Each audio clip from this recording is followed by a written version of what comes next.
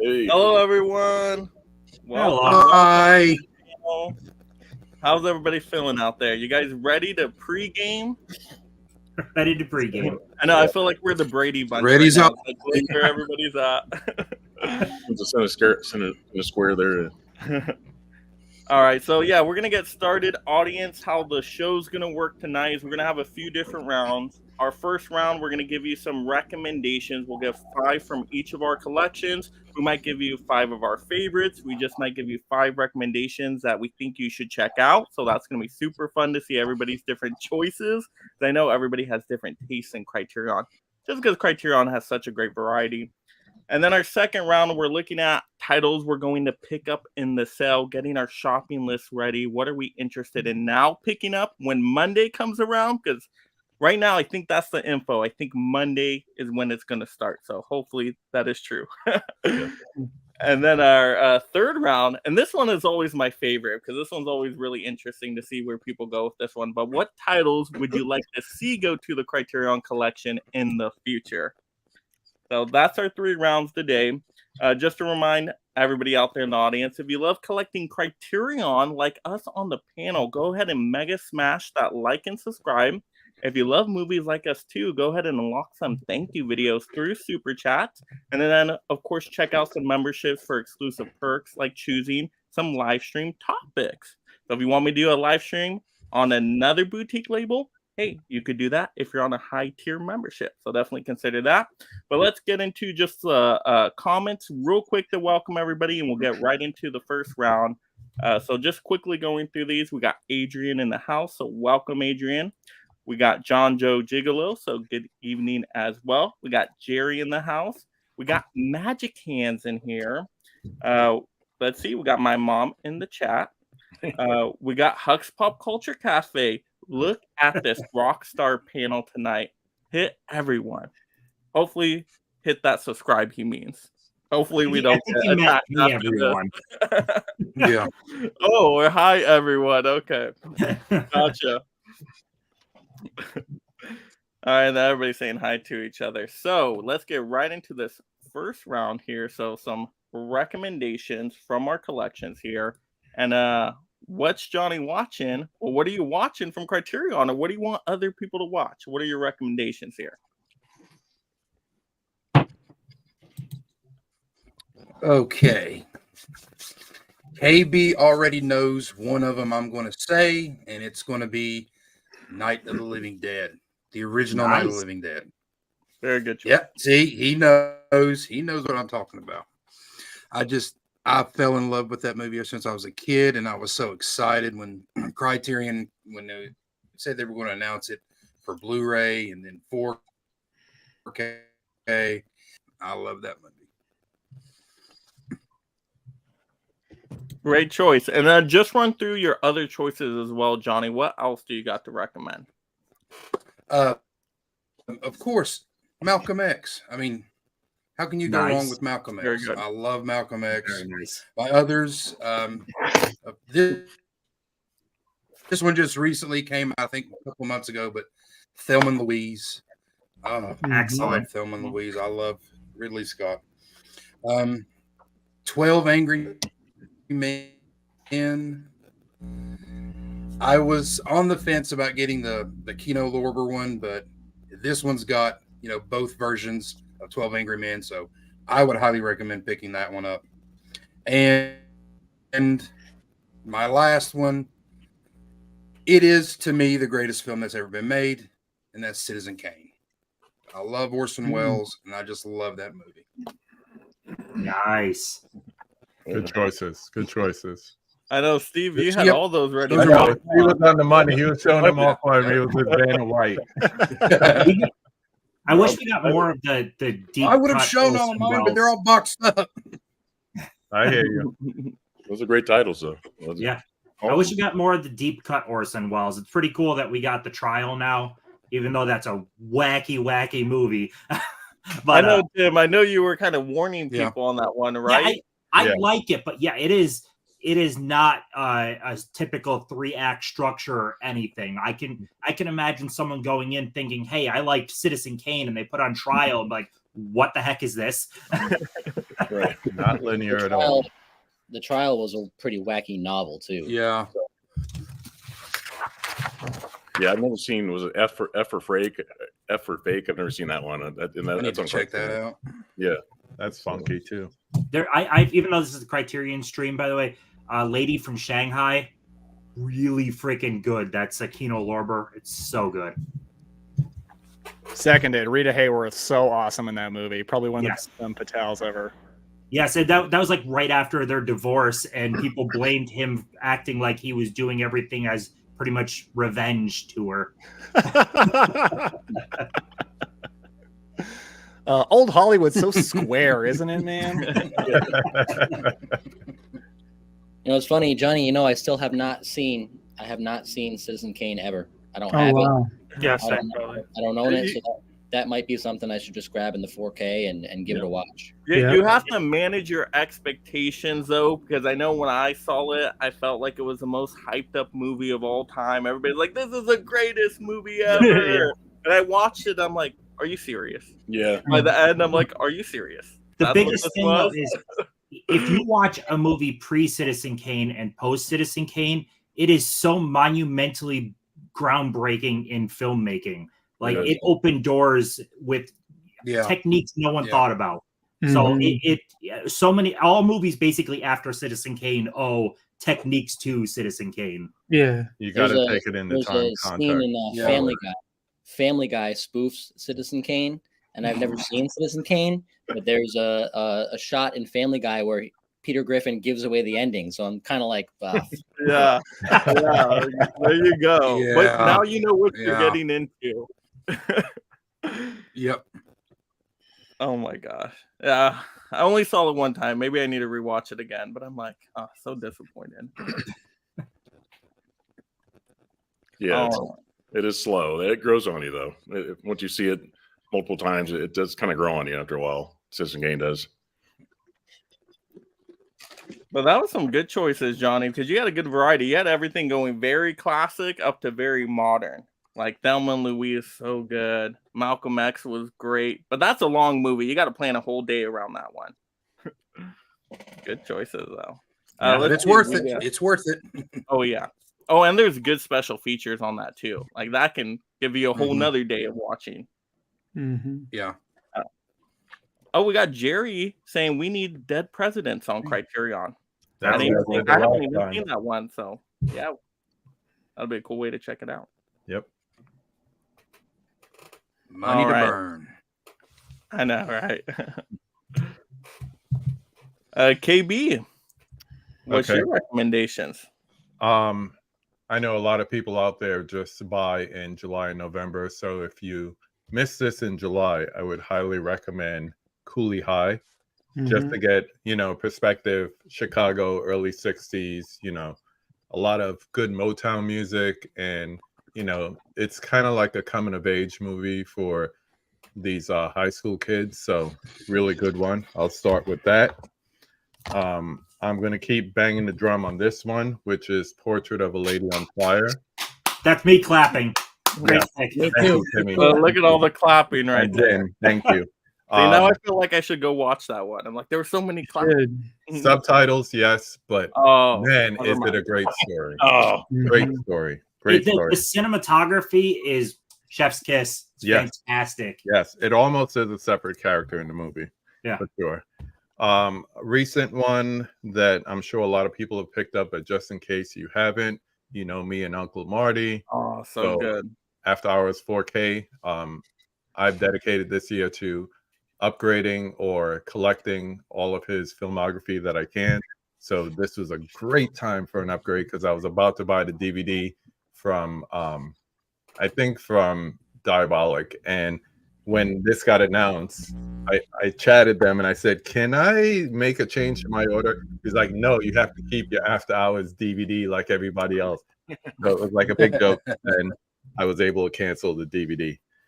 I was going to say The Princess Bride 4K for the packaging and in case you didn't have it, but I couldn't put my hands on it fast enough. So I will substitute that with The Worst Person in the World.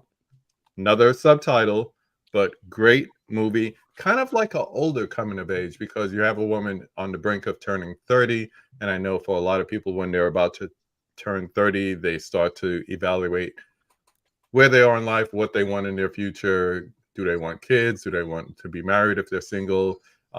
They realize they haven't done anything crazy and they start to do it. So yeah, she's all over the place.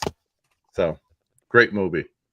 And just to have a mini box set in there, a recent one I would suggest is nice. Small Axe. This is Steve McQueen, The Hunger, not Bullet, but the other different Steve McQueen. Different director, not actor. Yes. Short film. And what I like about it, a lot of people don't know this. My parents are from the West Indies. They're from Trinidad. So these short films really capture the life of Caribbean people in London. So I guess that's Steve McQueen's background as well. But really, really good films. If you're into short films or you just want to get more into it, you don't have to identify with the culture or anything like that, but the stories are fantastic. My favorite of them is Lover's Rock. So check it out and start with that one. It's beautiful. If anyone wants to test it out too, it was Amazon Prime, right? I think they're Prime. Yeah. So the whole thing is on Prime. Yeah, definitely great. Great for rewatchers. And what's the genre on the films? Are they like dramas mostly, or mostly? Yeah. And by short films, like how long are they? Like 30 minutes, hour? Yeah, I would say the whole thing together is 4:25. So each one is about 30, 40 minutes. It's less than a feature for sure. But there's five films in there. Cooley High just missed my July purchases. But the fact that you said it has a Motown soundtrack sounds amazing. Yeah, they're basically trying to capture like the music that inner city kids would listen to in the early 60s. So that was all Motown, Stevie Wonder, Diana Ross, that kind of stuff, Supremes. That's my kind of music. That sounds awesome. Yeah, check it out. It's pretty good. Cool. A couple more people joining in the chat. We got Tiana Loves Movies in here. What's up, Tiana? And hey, we got Mid-Level Media. What's up, y'all? Levels. What's up, Levels. Hey, All right, we'll go to the Cobweb channel. And once again, first time on my channel. So welcome, Cobwebs. Once again, thanks for being here. So what do you got for some recommendations for us? Hey, man. Yeah, so good to be here. My name's Daniel, for anybody that doesn't know, but I'm also a huge classic film guy, and that's definitely my bread and butter when it comes to Criterion. So that's mainly what I got. This is my favorite film noir of all time. This is They Live by Night. It's gosh, who is the director of this? He's so good. Nicholas Ray. That's right. And this is basically a lovers on the run kind of movie. This young guy breaks out of prison and he meets this girl and they kind of attach themselves to each other very quickly and get married very quickly, go on the run. And they're like struggling to have that like typical American dream, be like this nice in love couple, but they're also on the run from the police. And I love noir, but this is the only noir I'm like emotional about. I think it's like really heartbreaking, very, very sweet. So highly recommend that one. And then my favorite screwball comedy of all time is The Lady Eve, which is a Preston Sturges movie starring Barbara Stanwyck and Henry Fonda. It is so, so funny. So Henry Fonda is this very rich but very naive guy, and Barbara Stanwyck is a con artist. And the first half of the movie, she's basically trying to con him out of a bunch of money. She ends up falling in love with him for real. He falls for her. But then he finds out what she's doing, dumps her very coldly. And then she does what any sane woman would do, which is put on a different outfit, pretend to be a different person, and make him fall in love with her all over again, as just so she can break his heart. It's so ridiculous and hilarious. If you haven't seen this movie, you've probably never seen Henry Fonda act so stupid, which is great. It's very, very funny. I freaking love that choice, man. That's an awesome choice. Oh, thanks, dude. It also, yeah, go ahead, man. Sounds like Overboard a little bit. Yeah, except the woman is fully in control the whole time because she doesn't get amnesia. Like she just convinces him that she's a different person. But I love Overboard too, so I'm down with that comparison for sure. And I love that cover art; it looks so cool. This is one that I just saw recently. It's one of the most recent Criterions that I picked up.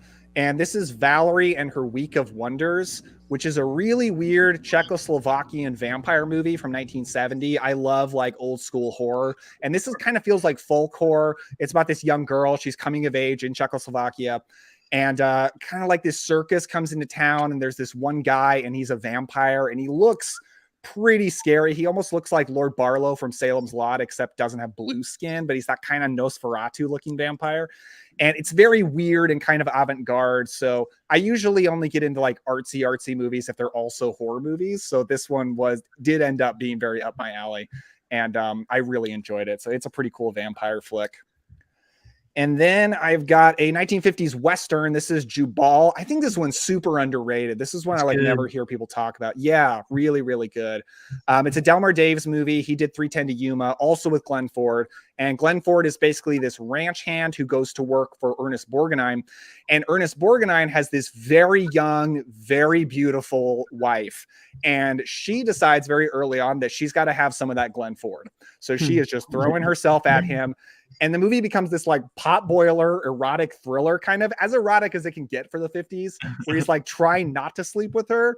And then he's also trying not to get fired for her flirting with him. And it's actually really intense and dark. And I love it. I think it's super cool. Like it looks like a Western because of the setting, but it's really just like this tense thriller. Like that's what I would describe it as. You have so sold me on that. I'm not really much of a Western guy, but you sold me on that. Same. I think you sold me on every one of those titles. Oh, okay. I've never heard of them before. I'm like, those were some deep cuts for me. I didn't even know that one was like about vampires that you mentioned, because on the cover you don't see vampires. So I'm like, oh, cool. You especially got to get Lady Eve though, Mike. That's it sounds like I mean, I love comedy, so sounds like an easy watch for me. Yeah, and I know from a previous stream you did that you're a fan of Bringing Up Baby, and those are my two favorite screwball comedies. So it's Bring Up Baby and then it's Lady Eve. So you probably would enjoy it. Yeah, short comedy movies. I love those run times. I do too, man. I love old Hollywood because they're all like 90 minutes, 80 minutes, get in, get out. Gotta love it. Okay, I'm gonna go with History is Made at Night. This is a 1930s kind of romantic drama, and it's starring. Gosh, I always blank out on names when I get live. It's such a problem. Jean Arthur. Jean Arthur is this woman who is married to Colin Clive, who people know Colin Clive as Dr. Frankenstein from the original Frankenstein movies. And he's kind of this abusive guy, extremely jealous. He's constantly accusing her of cheating on him, even though she's not. And this eventually drives her away enough that she does start having an affair with Charles Boyer, who is this very charming French waiter. And they start to see each other, and Colin Clive starts to go a little bit nuts because of it. And it's almost like Colin Clive is in a horror movie and even like becomes a murderer, but then these two are in a romantic drama. So it's like two genres slapped together, and it ends with a huge special effects set piece that you would not expect in a 1930s movie. With they really go for it. So if you're into romantic dramas, or even if you're not, I think this is one that might sell you because it's got a lot of other stuff going on too. It's definitely not going to bore you. So that's History is Made at Night, and that's my 5. Yeah, that was a badass 5. Thanks, dude. You definitely sold some of the audience. Yeah, those were good. Tiana saying, "Oh, I'm writing down Lady Eve." Same with John Joe Gigolo. Yep, Lady Eve in my cart. Trying to gear up. That's very exciting. Yeah, and you did a great job breaking down those films and not spoiling it, but like it's obvious that like you watch them and you love them. And I wrote down a few of those. I got a list as we're going through the stream of ones I want to pick up. I'm at 6 here, but I really enjoyed your your brief takes on those films, and that was really good. Thanks, man. I appreciate that. Yeah, Vin, we got to break your record. What was last time? Like 45?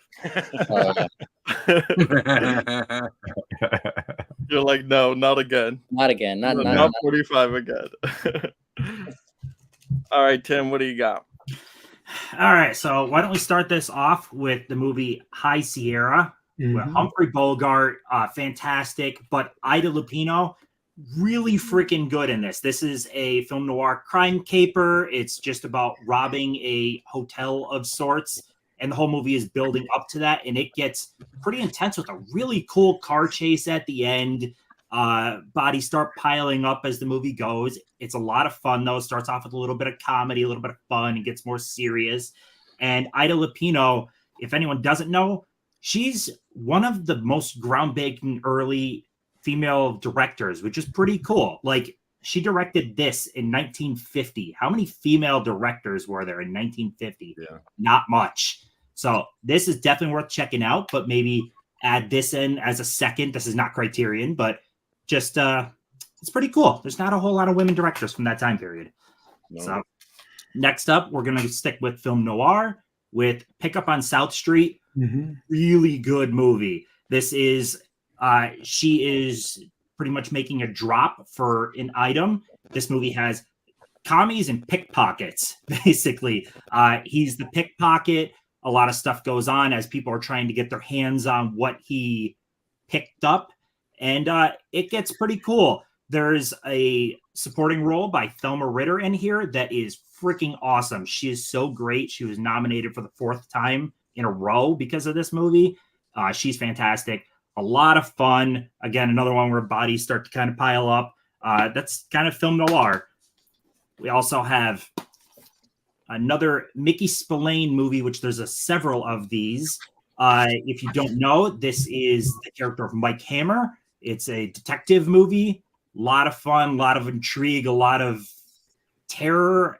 Really good and matches really well. I'm giving stuff that's not even Criterion, too. I know you're giving us like double features here, like a little bonus for you. Pretty much.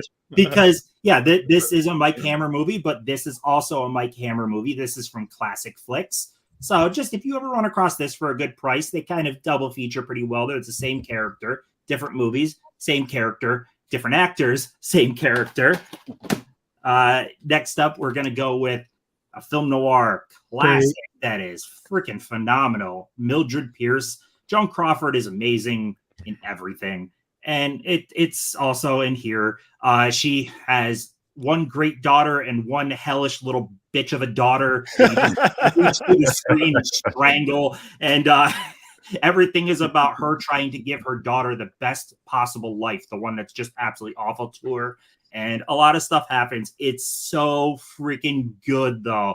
My God, it like film noir, you can't give things away because it's a lot of it's built on the twist. So I'm not going to say anything, but excellent twist at the end, great performances, and you will despise the daughter. You will hate her with a passion. She is so terrible. One of the all-time great movie villains. And the end of that movie like goes for it. Like I didn't think it would go there, but it does. And it's pretty awesome. Is that the Blu-ray or 4K, Tim? That's the 4K.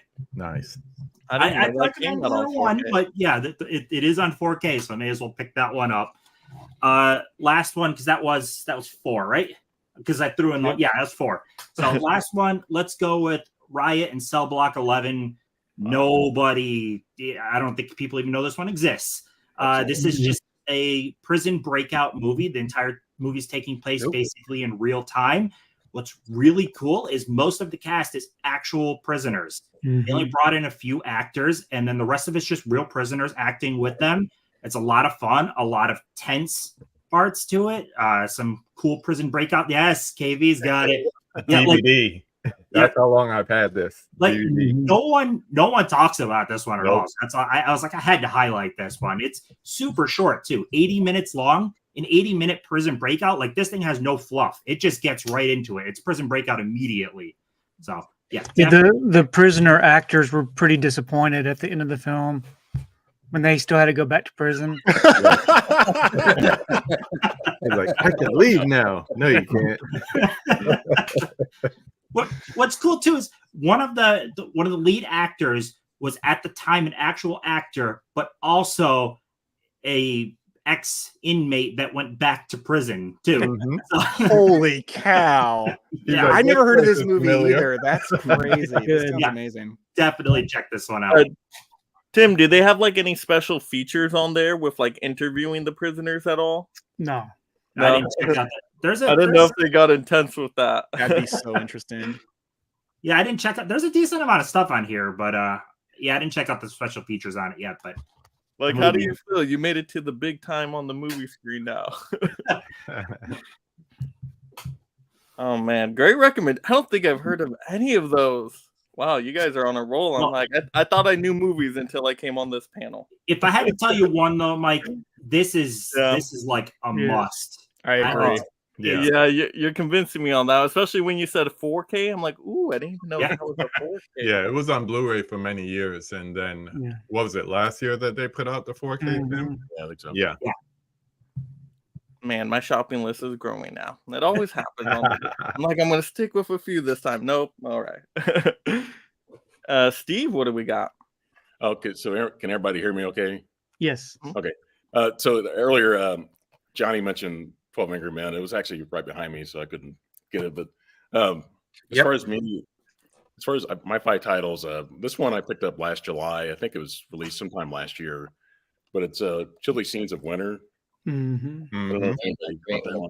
one has like the producers from After Hours. It has Griffin Dunn and Amy Robinson, and also Mark Metcalf. If you remember, you ever saw Animal House, he was one of he was like the drill sergeant in that movie. But this one, I really enjoy this one. But I once you watch this movie, if you see the in the special features, they have like the ending that the director wanted originally, and it's much more of a satisfying kind of a featurette kind of ending to this. It's more satisfying, but it actually had a female director, like we were talking about female directors, Joan Micklin Silver, and she passed away like a while back. She was in her in her 80s at the time, but she really loved it when basically in 82, I think United Artists came back and said they'd like to finish this movie and bring it back to the theaters because it didn't really have much of a theatrical run. And she asked them to put that other ending on it, but you actually get the theatrical ending on this one. But this is a great movie. But and the next one, this actor just passed away just like a couple weeks ago. Richard Roundtree, and if anybody's bought Shaft, very good. Yeah, I love that one. It's on Blu-ray and 4K. This is this really highlights Gordon Parks. He has another movie called The Learning Tree in Criterion Collection. So there's actually 3 Shaft movies, but this one actually just has the first 2, and it's only because they're highlighting that director, and that's the reason why it's Gordon Parks, highlighting him, and then Richard Roundtree. Just anybody that wants to see this classic 1971 movie, to see how things were in New York at the time. It's great to see that moment. Real quick to speak on, since you said there was 2 movies to that one. By the way, I love that Criterion will randomly throw a second movie in, and not even really, it's just in the I didn't even mention High Sierra has a second movie included as a special feature in it. They tell you nothing besides in the little text hey, there's a second movie in here. What movie is on there? It's Shaft, and it's Shaft's Big Score, I think was the second one. What's the other one on High Sierra? Oh, it is called where is it? It's 1949 Western remake called Colorado Territory. Oh, sweet. I love High Sierra, and I haven't bought that yet, but now that's extra incentive. Yeah. Dude, this thing is stacked with features. It's a 2-disc release, just stacked. I know. It's like you'd think they would advertise it, though. Like, hey, includes an extra bonus movie on the sticker. I kind of like that they don't, though. It's I don't know. It's like a treasure hunt. Yeah. It's pretty cool. It is. This one, actually, Tim recommended this last time, and it was already on my list, but Failsafe. Yes. I've really been getting into Sidney Lumet recently. I've got Serpico and Dog Day Afternoon, and obviously 12 Angry Men, and so he's becoming my favorite director now. So I enjoy this a lot. It's the same year as Dr. Strangelove, only is much more dark compared to Dr. Strangelove. It's much more of a comedy. And Stanley Kubrick insisted that he get his movie out first before Sidney Lumet got his movie out.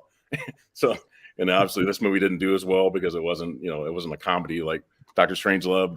And then also have this was a debut film from Jonathan Demme, Something Wild. Oh, nice. Yeah, nice. Ray Liotta. It's his second movie basically, or his first kind of mainstream kind of role. He's a supporting character, But this is definitely that time period, 1985. I think it's got some humor in it. Jeff Daniels, from Dumb and Dumber, obviously people know him probably best from that. That's his most mainstream title. This is 1986, actually. So I recommend that one. Yeah, that's one of my favorite movies of all time. I love how that movie starts out as this really fun road trip rom-com, and then it has this hard shift into tense thriller, and it's so smooth. Dark Liotta, comedy. Yeah, another former actor that passed away now. But and then finally, just to give like one foreign title, obviously Kurosawa. Everybody loves him in the Criterion Collection, but Hidden Fortress. And this you get like a George Lucas gives a featurette on this, talking about how much Kurosawa meant to him and to people in his generation. And a lot of people say that Lucas stole a lot of ideas from this for Star Wars, which you can kind of see some loose moments in there. Some things are kind of similar, but it's not exactly the same thing. But a lot of people in his class of directors in the early 70s, late 60s, early 70s, they all cite Kurosawa as being one of their biggest inspirations. So that's definitely a big one. And then I've got like I don't know if any of us are going to talk about the movies we picked up in the flash sale. Maybe we'll talk about those later. But I've got like 3 movies I picked up in that sale, which I can come back to that when we get to that area there. But I think we're all to share what we picked up. Before we move away from you, by the way, I want to touch base on Failsafe again real quick. Yeah. Does that ending stick with you? Because I still randomly think of that ending. Right. Like that movie really stuck with me. My God. It's fantastic. As you said, complete polar opposite of Dr. Strangelove in tone then. I mean, it would be but dude, that movie, I randomly think of it. It Is that going to get a 4K? Is that going to get a 4K soon? Because I don't know. It might, but I absolutely love Dog Day Afternoon. It's one of my favorite films from the 70s of all time. Yeah. And Serpico. Serpico. And then what's the other Lament film? You mentioned it. 12 Angry Men and yes, I love 12 Angry Men, but I haven't seen Failsafe. But I'm kind of like, should I just wait for the 4K or get it? It looks really good as it is on the Blu-ray, and it's mostly a one location movie, so you're not getting much different scenery anyway. Most of it's taking place in like essentially the White House bunker where they're making the communication back and forth with Russia. There's a few rooms, but it's not grandiose in scale, so you're not really getting a whole lot of. I don't know. It's a damn good Blu-ray. I'll just put it that way. Yeah, and the Criterion, it says it has a 4K scan, so there's a strong possibility it will get a 4K eventually. But I mean, that's the thing with Criterion. It's like you gotta decide: do you want to risk it? How long is it going to take to come out to a 4K? Because it could take years before they send it to 4K. Yeah. I've said in the past, though, I respect Criterion more than any other boutique label for how they produce their 4Ks, because they don't bait customers with new artwork. And obviously you want new artwork as a consumer. Like, it's always fun to see new artwork. But Criterion takes a very pure approach to it, and they're not baiting you with new artwork. If you want the 4K, fine, but we're not going to bait you with bullshit. I like that they do that, I don't mind that either. Yeah, some people do complain about that they don't get anything new. I just want a logo of some sort that signifies it, because it's just something, a little bit, a little logo, something. I agree. The stickers are terrible. It's like, what? That's you rip the thing off and the sticker is gone. I just want something. Like it can be in the corner, on the side. Yeah. Just something. All right. A lot of great comments in here. Caveman giving some good tips I wanted to mention. Riot and Cell Block 11 is on YouTube as well. So apparently there's Criterion titles on YouTube. I did not even know that. So that's a good tip. If you're not sure about the movie, watch it ahead of the time. Right. And then decide. But if they're not on YouTube, I'm sure they're on the Criterion channel too. Is anybody subscribed to the Criterion channel at all? I've never gone on there myself, but I did for a while, but I let it go. It's also worth noting that just because it's on Criterion Disc doesn't mean it's on Criterion channel either. Right. And vice versa. Yeah. Sometimes they'll run like monthly things, and there'll never be a Criterion for it. Yeah. Right. All right. Tiana saying, I like the artwork of Shaft. That is really popular on there. The Year of Purple All their That's urban movies nice. had purple in it. Yeah, it's nice. Yeah, for Mhm. sure. And we got Eddie's Films and stuff joining in. Hey, Eddie. Hello, Eddie. What's up, Eddie? Hey, Eddie. All right, let's go to Tony. What we got? So my first recommendation would be The Killing from 1956, a Stanley Kubrick film. Yeah. It's a criminal who's wanting to go straight, get his last heist out, and he gathers a bunch of other criminals to do a racetrack heist. And just what ensues with that, it's a really good film. I really like it. Is that on Kino Lorber as well? Think so. The Killing, Yeah, it as a is. Yeah, 4K. it is. Yes. It also has a Killer's Kiss on it as well. You get 2 movies in Yes. that package. Oh god, I could not stand that movie though. Really? It is. It's really super short too, right? Isn't it like an hour? Yeah, it's Am short. Yeah. Okay, next up I have Double Indemnity. Oh, very Heck good. yes, Tony. Favorite And film as you can noir. see, Yeah. I got my 4K logo. It's just cut out and slid underneath the clear slip. Right. Smart. Not a That's bad the way idea. of doing that. But this right here is about this wife and her insurance agent trying to come up with a way to get a lot of money from something that they're planning on doing. Don't want to give out too much of the film, but just a really good story. Really good suspenseful type tale. Great performance by Fred McMurray and Barbara Barbara Stanwyck is- Stanwyck. Man, it was excellent. That I what recommend sucks is, that. like you said, you can't say much. One of the things with Yeah. film noir, you Mm. really you don't want to give anything away, so that you have to tiptoe how you describe the Right. movie essentially. But fantastic movie, and I Oh, want to it's start excellent. a Barbara Stanwyck fan club. She is so freaking good, man. Yeah. There you go. You don't need Next another up- fan club, Tim. Another fan club. Yeah. It's gonna be a Doris Day and Barbara Stanwyck fan club. All 8 members, right? That's My so dad is alive. actually the president of the Doris Day fan club. Next up, we have Detour from 1945. You're From pulling similar Another stuff noir. I have next to me. Another Yeah. great noir. another great one right here. This guy is on his way traveling and someone dies and he wants to keep himself from being implicated in this murder, and a passenger he picks up. It's just a really good mystery suspenseful tale. She's kind of villainous and trying to Yes. extort him, and Yes. and to note too, this sucker's 69 minutes long. Short. Huh? Short. Very short. Okay, next up was a first time watch this past week, and it is They Live by Night. I really love this one from 1948. And our friend Cobweb already talked about this, but Yeah, just a really dude. good story of a young couple who did some things that caused problems in their lives, and they kind of want to move past it, but how that kind of sticks with you, and then trying to escape that. But just a really good story, and the change that they've made from the beginning of the film to the end of the film is a big change. Just a really good, another good story. And then my last one is another first time watch this week, and that is One False Move from 1991. This was excellent. I Yep. love this one. It's got, I'm the same way. Names escape me while I'm doing a live, Right. but Billy Bob. it's got, what's his name? Bill Paxton. Yeah, Bill Paxton. What's his name? He's like a goofy sheriff or whatever. Just he is. redneck cop.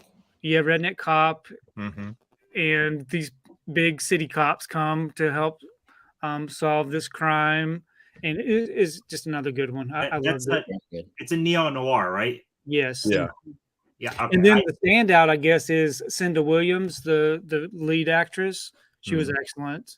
Her story was great. Yeah. I enjoyed her story. It seemed true to life. It seemed like that this could happen to a young woman getting caught up with the lifestyle of different things and what happens with that. So I really enjoyed that one. Highly recommend all 5 of these films. If you don't have them, worth getting every one of them. I love you took the same approach as me. I'm thinking noir movies because I of know. November. So Yeah, 'cause that's really what I'm Noir focused on. November. Come on. Usually I've done Western. I've done the Western Criterion. I've done the Charlie Chaplin Criterion, where I focus on something for the month. And the noir is really a good one. I really enjoy those films. Yes. Hey, that's a great strategy, Tony. Like, pick a specific genre or director and like really just go for that. And then everything I purchase for the sale is focused on a specific genre, which really helps me. And I've got like 300, a little over 300 Criterion in the collection. I've seen 75% of it because during the months that these are on sale, that's really my focus on, since I'm already watching a movie every day, I really try to focus on watching these. And so far I haven't been disappointed. Yep. So since you pulled this and talking film noir too, would you say I have a video coming out and I say pretty much I think this is like the go-to, this is the GOAT if you're going to recommend a single film noir. So you agree with that? Oh, I think it's a great one. Yeah. I concur with that, Tim. It's a very easy watching noir. Yeah. It has feels all the like- tropes. Femme Yeah. fatale. I think it will, the audience to that kind of film, there's something for everybody in it. And I think they would enjoy it. Yeah. Good choices. All right, Vin, what do we got? All right. Well, my 5, I tried to pick some stuff that maybe people haven't necessarily heard of, because that's the most fun thing for me with the Criterion, is discovering new films, not stuff that you've heard of that you kind of already know is good. But looking at my stack here, they all are similar in a way. They're all very evenly paced, a little bit slower paced films, but my tastes tend to gravitate more toward newer cinema. A lot of these films are post 2000, which I think is an under what's the word I'm looking for? People in the Criterion often look for the old stuff, but there's a lot of great newer films in Criterion post 2000 that are completely hidden and buried. And some of these are represented here. And one of them is going to be a Steven Soderbergh film from 1993, King of the Hill. So this is all about a young boy in the Depression era of outside of Queens, New York, and circumstances lead his father and mother and family to leave him pretty much alone in this hotel to fend for himself as a young, I think 12 or 13-year-old boy. And he has to navigate how to get food, how to feed himself, how to keep the roof over his head. And it's just a very coming of age style story, but set in that Depression era. And I really enjoyed it. The next one is a movie called The Kid with the Bike. Now, this is a film that's put out by the Dardenne brothers. I bought 3 films from these brothers in the last sale, and this was my favorite. It's a French film, and it's all about a boy whose father abandons him. But his father did give him this bike that he kind of clings to, and he's trying to figure out his place in society with these new caregivers. He's in foster care, and he's also trying to connect with his father, but his father is not exactly a reputable type person. But this is another one I really enjoyed. The next one, this is the oldest one that I'm going to show here. And if you follow me on Instagram, you know that I watched it recently. It's a 1970 film, 5 Easy Pieces. Right. This is Jack Nicholson's debut film as a lead actor. He was in Easy Rider. Someone found him, picked him up, cast him in this as the star, and it's a fantastic film. It drips 70s. He's just this unsatisfied, frustrated man trying to figure out his life, and it's very much a character study starring Jack Nicholson. And as always, Jack Nicholson is captivating throughout. So that's my 3rd one. My 4th one is a film I just rewatched today. It's a German film. It's called 2008. It's called Revanche. This is just a great kind of crime thriller. And again, all these films have a similar element. They're all telling a story, but it's all these films are small stories. There's nothing extravagant. There's nothing grandiose. They're all things that might be happening next door or in the neighborhood adjacent to you. Like, they're all small scale stories, just told really well and really patiently. And this is a great example of that in Revanche. And the last one I have for you is a film from 2007, and it's called Chop Shop. And Chop Shop I found because I was hunting in person in Barnes and Nobles, and a fellow movie lover recommended it to me. And it's just a great film about a young kid, 12, 13 years old, and he's essentially doesn't really have parents, and he's living in these quarters of a chop shop. And he's I believe this is also in New York, in the outskirts of New York. And it just shows this young kid and his older sister depicted here. His older sister is like 15, and it shows him struggling to get by, hustling, stealing, doing whatever he can to stay fed and keep a roof over his head. And again, it's another small story with a fantastic performance by a kid actor. So yeah, this one I never heard of, but it was fantastic. It's only 84 minutes long, and one I definitely recommend, Chop Shop. So that's my fifth one. Very good. The choices. Revanche is great. And I never hear anybody talking about it. So for you to bring that up, that's a good one. Yeah. Wow, all great choices, everybody. I'm like, I haven't heard of any of these, so that's great recommendations. For mine, you guys have definitely heard of all them before. I think we've talked about them before too, but kind of consider them for the audience as a starter kit. Yeah. Maybe they're just getting into Criterion. You're kind of afraid to go to, you know, the foreign language stuff or the very classic stuff. So I'm going to give you more modern, more mainstream stuff, more easy watching kind of stuff, in my opinion, at least.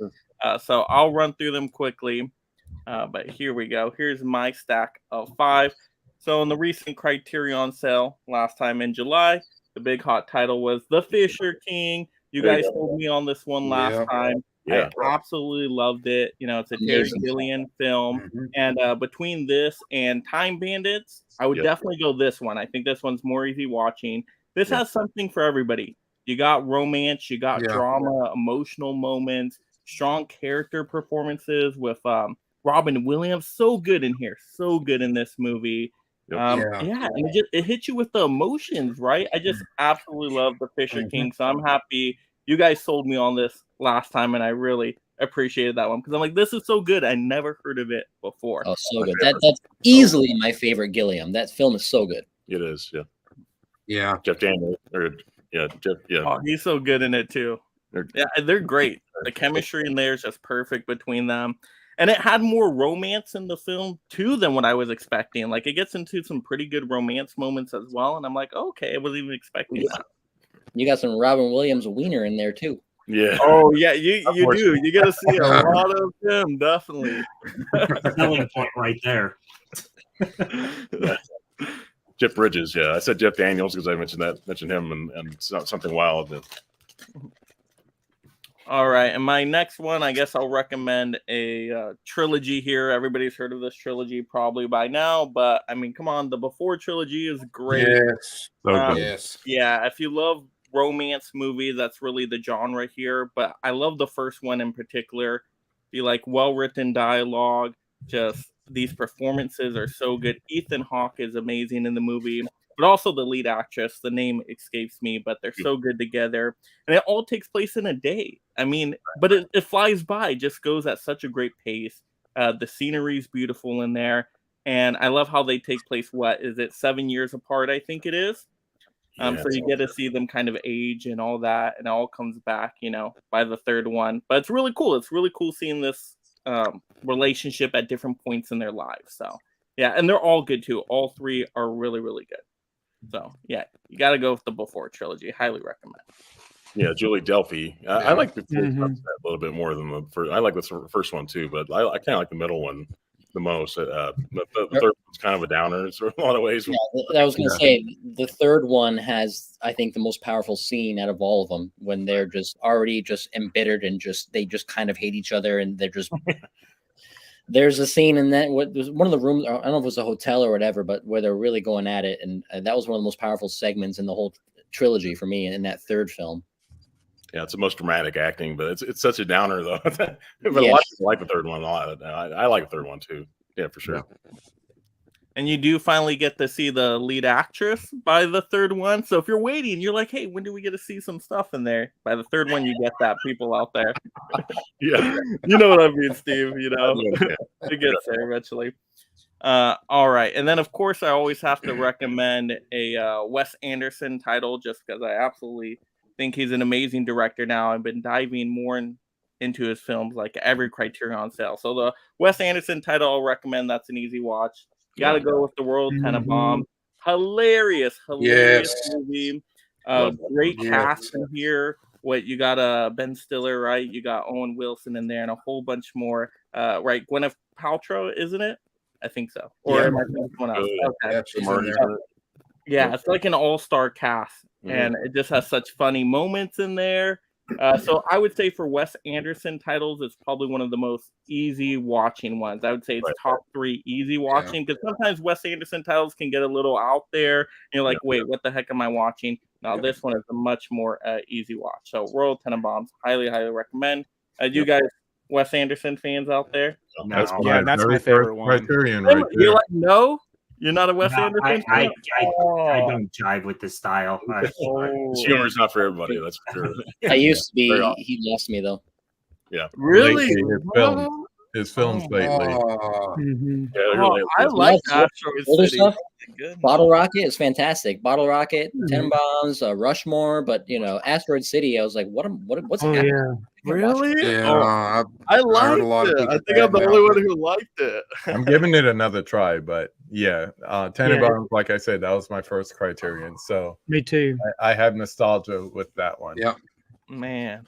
I liked it But, more That than was one of my Patch, first Criterion DVD was the Royal Tenenbaums. Yeah. There you Yeah, go. Royal's good. Royal's good. Yeah, I would go for easy watching ones, Royal Tenenbaums, Rushmore, and Fantastic Mr. Fox. Audience out there, I don't think Yes. you can go Yeah. wrong with any of those titles. Fantastic Fox is Yeah. definitely my favorite stop motion animation. Great film. Yep. Easily. Everybody sleeps Yeah. on Bottle Rocket. Bottle I Rocket is agree. hilarious. It I is love good. Really good. Any Grand Budapest love out there? Love it too. Grand Budapest is when he takes a turn for me. Grand Budapest is Yeah. like is when he shifts to like imploding into himself. Right.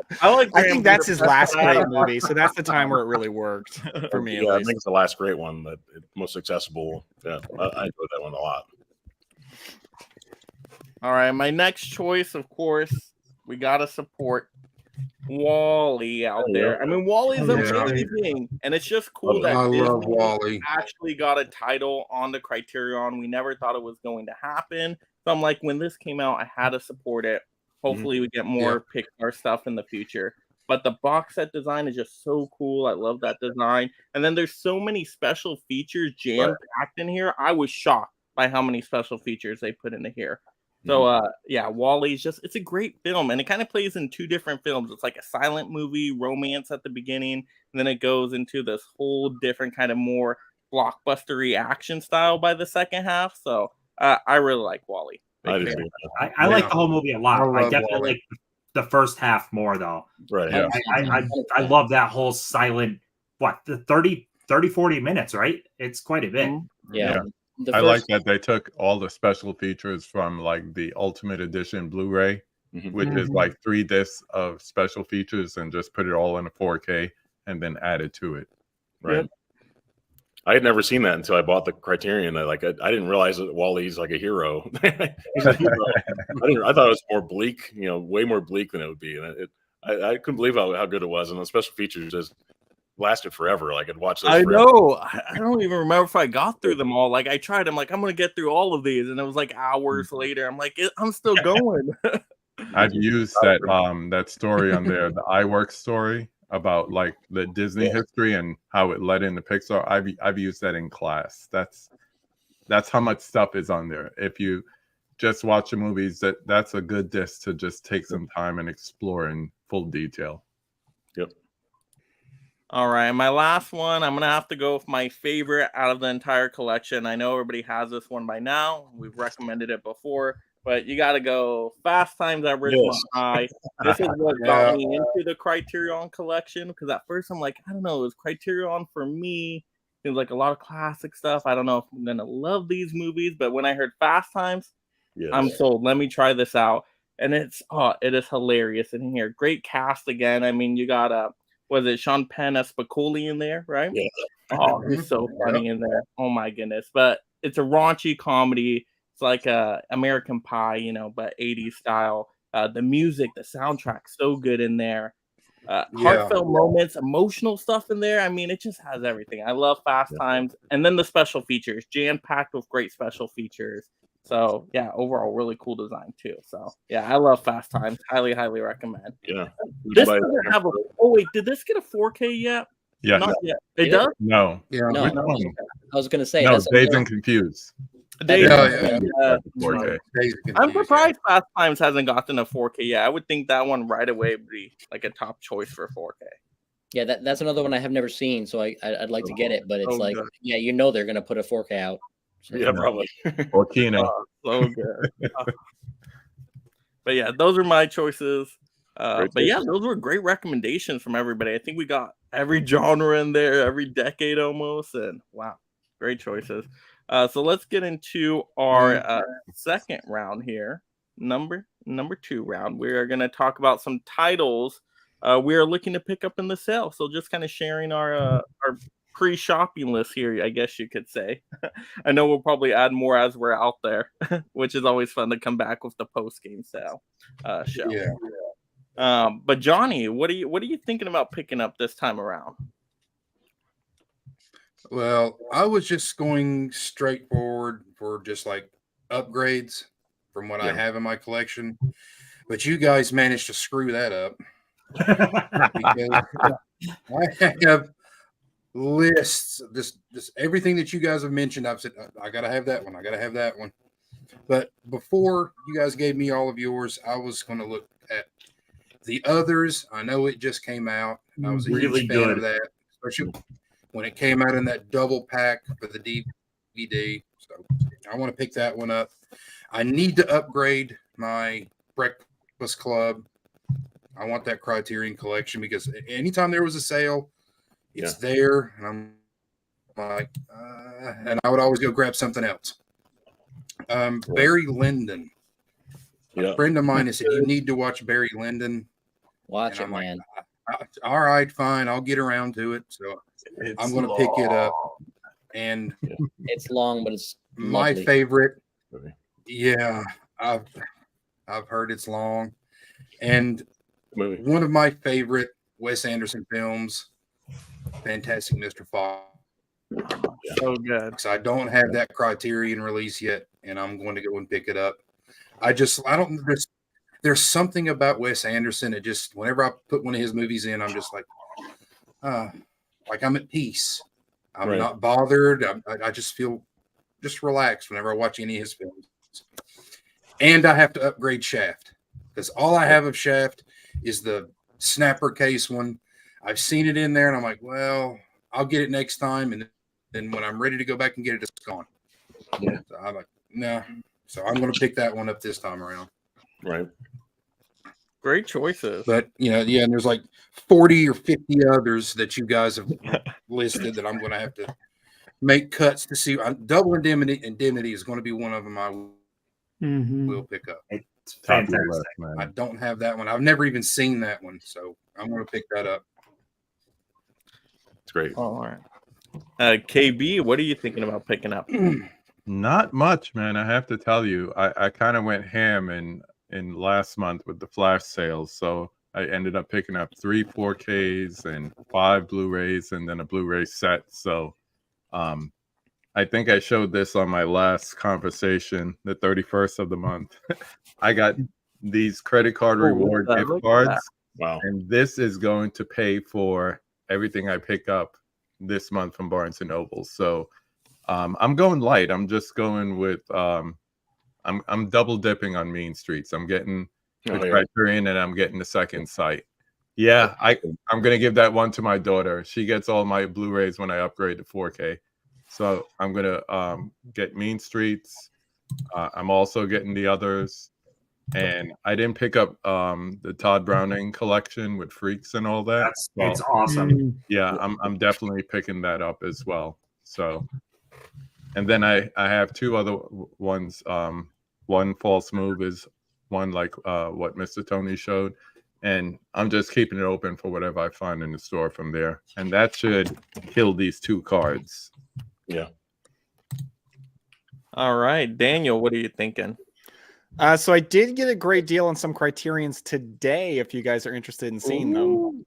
Yes. So I have a local store. They're all over my state called Vintage Stock, and right now they're doing a buy two. Yeah, I know KB knows about them. Right now they're doing a buy two get one free sale, and they had some Criterions. So I got these buy two get one free. So they ended up being really cheap. And I got the French 1940s Beauty and the Beast. Yeah. Nice. I've seen this before, and I quite liked it. And I've been wanting to rewatch it lately. So really glad to have it in my collection now. And then one of my favorite noirs that I actually did not own is In a Lonely Place with Humphrey Yes. Bogart. Oh, that's good. Yes, very nice. Man, yeah, incredible murder mystery with such a powerful ending. So really excited to rewatch it on Blu-ray now. And then those are the two I really wanted. Of everything else, because I want to get one more so I could get buy two and get one free. I got Wings of Desire, which I've never seen, and hasn't really been a movie that I've been like, oh, I need to see that, but I've heard it's great. And it's not actually that long. It's only a little over 2 hours. So I'm going to give it a chance. I have seen the Nicolas Cage remake, City of Angels, and did not like it, but I've heard this is a lot better. So that's what I got today. I don't know if I should pause or then go into my wish list for Barnes & Noble. Oh, go for it. Okay, sounds good. So my one non-negotiable is the Tom Browning set. I'm so excited to retire my crappy DVD of Freaks because I love that movie. Very nice. Yeah, it looks awesome. I'm so excited to get it. And then I really want Seconds, which is a Rock Hudson movie by John Frankenheimer that I've heard is really good. Kind of noir, not noir, kind of horror sci-fi, I think. It looks really cool. Speaking of Rock Hudson, I really want All That Heaven Allows, Douglas Sirk movie. Yes. I discovered that movie in the last So good. year. I've watched it twice now. I freaking love it, and I just don't actually own it. So that's kind of a non-negotiable too. You have a magnificent obsession. Yeah. You got to get both of them.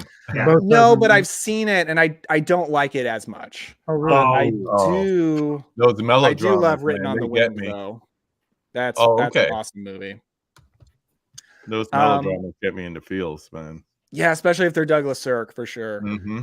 And then a couple of Cary Grant movies I might get if I'm feeling crazy. I might finally get Arsenic and Old Lace because I do really like that movie. very I just good. don't own it. Kind And of I bare bones, but good.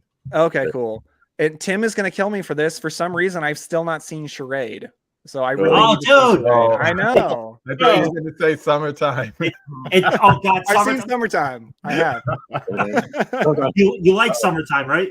I do. That's Yeah. sometime Yes. yet.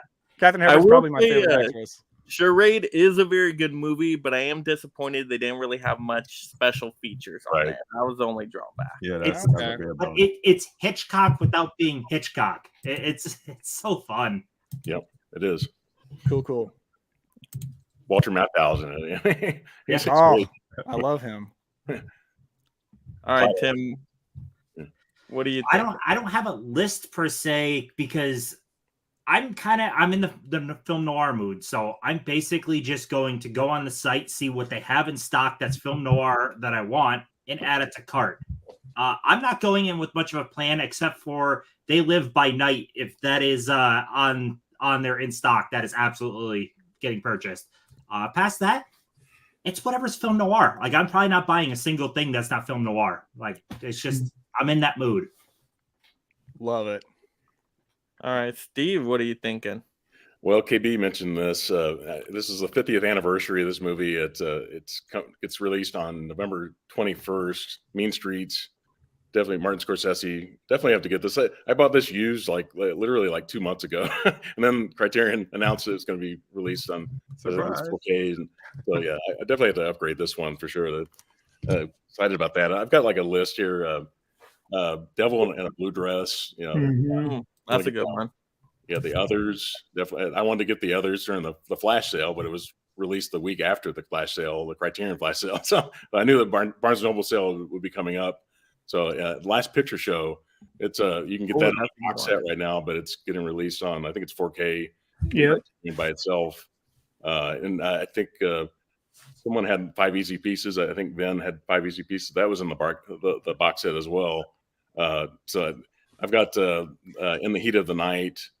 I want to get that. Lost in America. Want to get that one. I've got a whole list here. It's the list always grows. Like I'm always Ooh, that's a lot on there, Steve. second. Like a whole bunch of titles. The David Bowie movie, Moonage Daydream. Daydream? I think that might be out now, or it might be coming out. It soon. is. If Yeah. you have an OLED, it looks beautiful. Yeah, that's the huge list. The Brood, David Cronenberg, Brood. Yep. Mhm. Clute, like La Bamba. I want to get that. Oh The yeah. Bomba. Yep.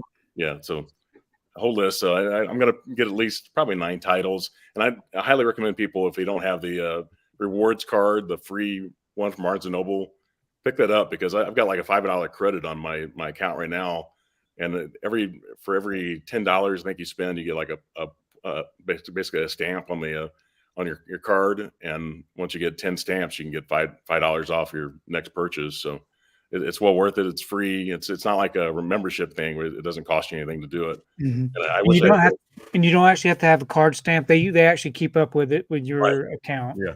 Yeah, it's online too, so it's all there on your account. So I had wished I had done that earlier in July, because someone kept telling me first couple of times I bought stuff there, they said, "Oh, do you have the rewards card?" And I kept thinking they were talking about their membership. Yeah.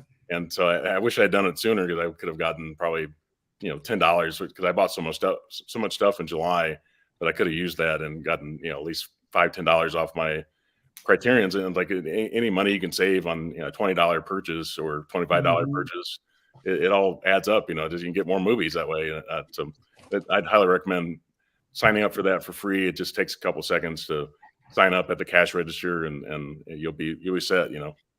Highly recommend it.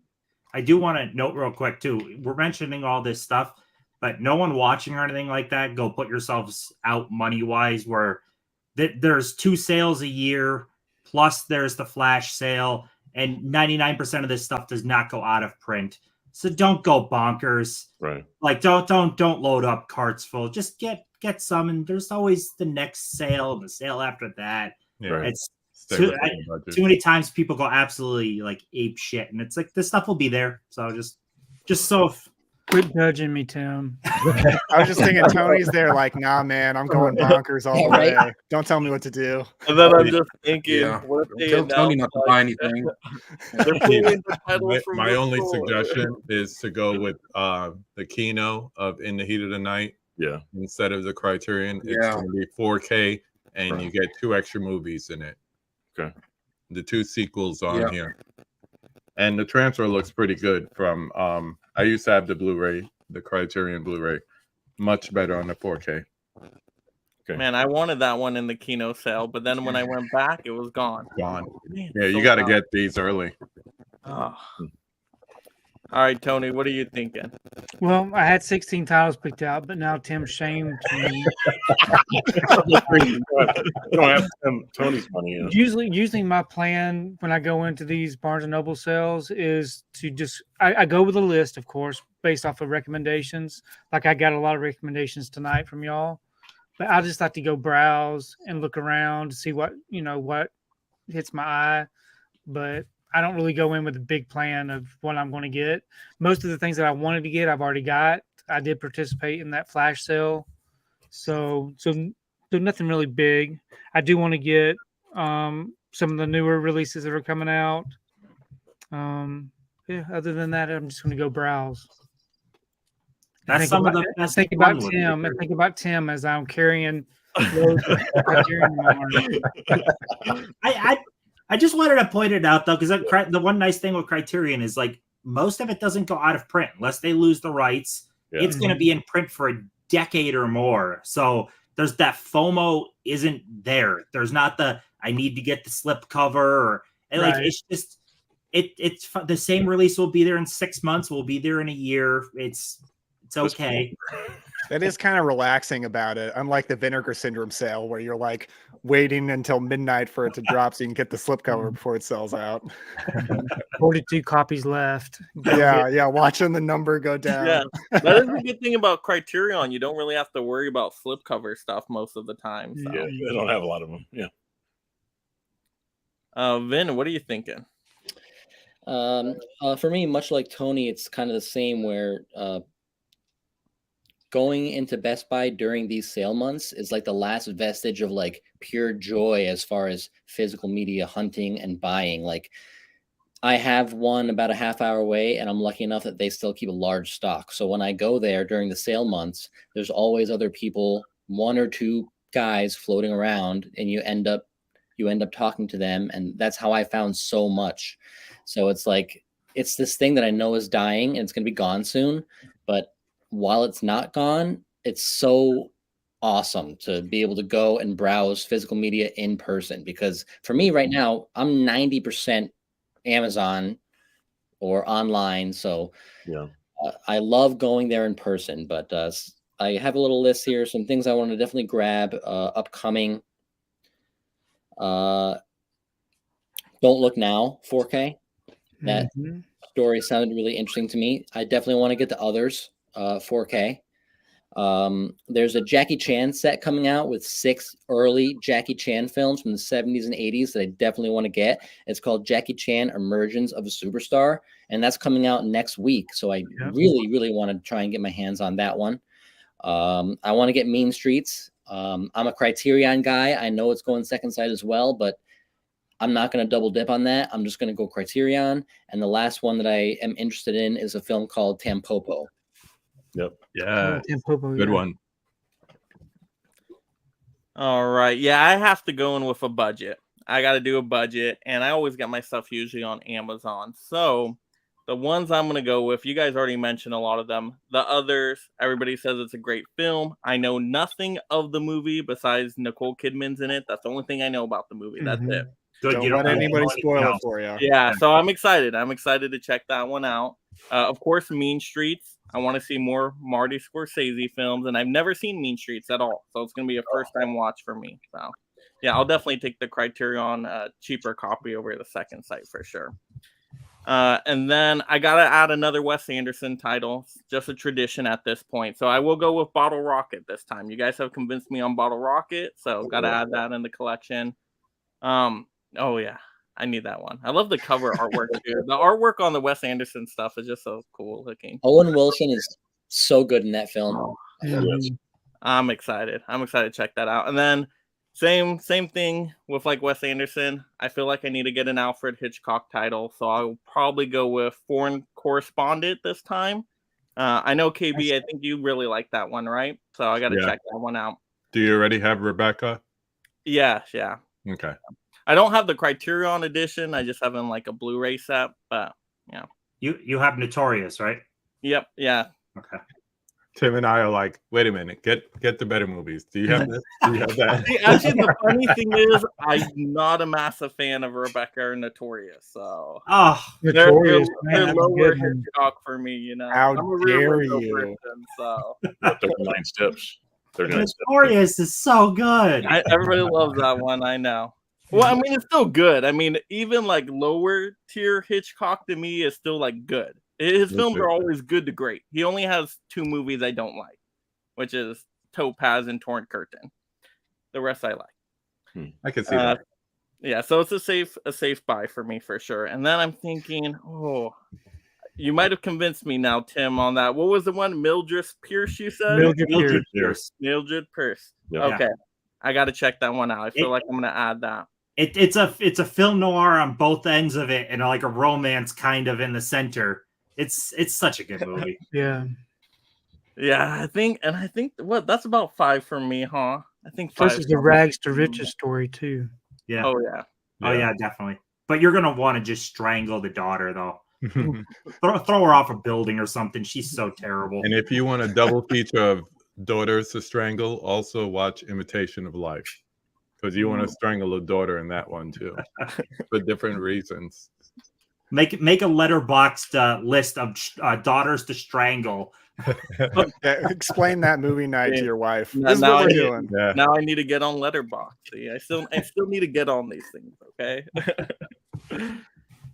All right. Well, it's great to hear everybody's kind of pre-shopping list here. And now we're getting into our third round here, which once again, always my favorite. What titles would we like to see go to Criterion? And now this just lets our imaginations kind of go wild here, because I don't know what you guys are going to say with this one. So, Johnny, what are you thinking here? What would you like to go to Criterion? Okay. I would absolutely love to see All the President's Men go to Criterion. Nice. And that will complete the Paranoid trilogy because the other two are already on Criterion. Good choice. Because I was just so enamored with the whole Watergate story and how Woodward and Bernstein, how they essentially broke the story, and that it's just a fascinating movie. I love that movie. For the second one, I'm going to catch a lot of heat on this one, but I want to see Dances with Wolves get a 4K Criterion. Oh, that's a release, great 'cause I movie, think man. It deserves it. Yeah. Oh yeah. What about a double feature of that and Avatar? I'm in the minority here, but Avatar in the Criterion Collection. Let's do it. Sorry for colonialism, the collection. Yeah. Sorry, Johnny. Go ahead. I know I'm in the minority, but I think the Academy got it right with Dances with Wolves. I want it because all the hell that Kevin went through to get that movie made. Yeah, it's a Goodfellas has better acting, but the Dances with Wolves is by far a better movie, at least in my opinion. I'll take Dances the third with Wolves one too, actually, out of those two. Yeah. Man, I like Dance with Wolves, but you guys are crazy. You're crazy. And I'm over here Team Casino over Goodfellas. My third one? Oh yeah, my God, you're crazy too. Go ahead, Johnny. Yeah, I'm not going to go that far, Tim. I won't go that far. My third one. How about the Terminator? The original Terminator. Love the No Terminator. 4K yet. I mean, that is an good amazing treatment of some science kind. fiction story. I like it more than I do T2. Please don't yell at me. I like that one better than I do T2. And for my fourth one, how about Werner Herzog's Nosferatu the Vampire? Yeah. Yes. Nice. Very nice. Although Scream Factory did do a very. I was introduced to that this past year because I had never seen it, and a friend of mine said, "Check it out," and it is really, really, really good. So yeah, those are my 4 picks. I had a 5th one, but I wanted to make sure that Criterion didn't put this out, and they did. So Great choices though. Dances with Wolves, Terminator. I mean, whew, that's awesome. All right, KB, what are you thinking? All right. I got a few. So I think I've mentioned this one before, but it's stuck on DVD. I thought Kino would put it out when they got the deal with Paramount, but Martin Scorsese's Bringing Out the Dead with Nicolas Cage needs a high definition life. Blu-ray, 4K, something better than DVD. Not a lot of people talk about it because not a lot of people know about it. While we're on Martin Scorsese, he has this documentary that takes you through American film history called A Personal Journey with Martin Scorsese. Also caught on DVD hell, needs an upgrade. Once again, Blu-ray, 4K, doesn't matter. It doesn't really need 4K. So to keep the price down, more people buy it, put it out on Blu-ray. I'm still trying to find a DVD in a decent condition and a decent price. So we did this as a joke, for box sets that we'd like to see, but I'd really like them, because they have a really good relationship with Spike Lee, for them to put out some of his movies, maybe early collection, whatever. But if I have to pick one, I would say Denzel Washington, Rosario Dawson, and Ray Allen as Jesus Shuttlesworth, and He Got Game. Right. Another one that's just been stuck and announced and never came out. Warner Brothers with Kubrick's Eyes Wide Shut. I think Criterion would do an excellent job with that one. Just getting different people's perspective, because film is so divisive. I think just to hear different critics and, you know, essays on it and just do a stellar transfer, I think it would be great. But also, there's a lot of former Criterion DVDs that never made it to Blu-ray and 4K. Bring back The Rock, bring back The Killer and Hard Boiled for the John Woo fans, and yes, even bring back Armageddon, just to upgrade them. There you go, Tony. There you go. We need 4K versions of that done right by Criterion again. We need Spellbound, darn it. We have that Hitchcock still. Like, what is up with that? It was only in the set, and other people put it out, but to get that Criterion treatment, like a lot of other Hitchcock movies have been, yes, that's the one that's missing from my collection, is Spellbound, because I refuse to get that crappy Blu-ray one. So that's the only one missing at this point. Mm-hmm.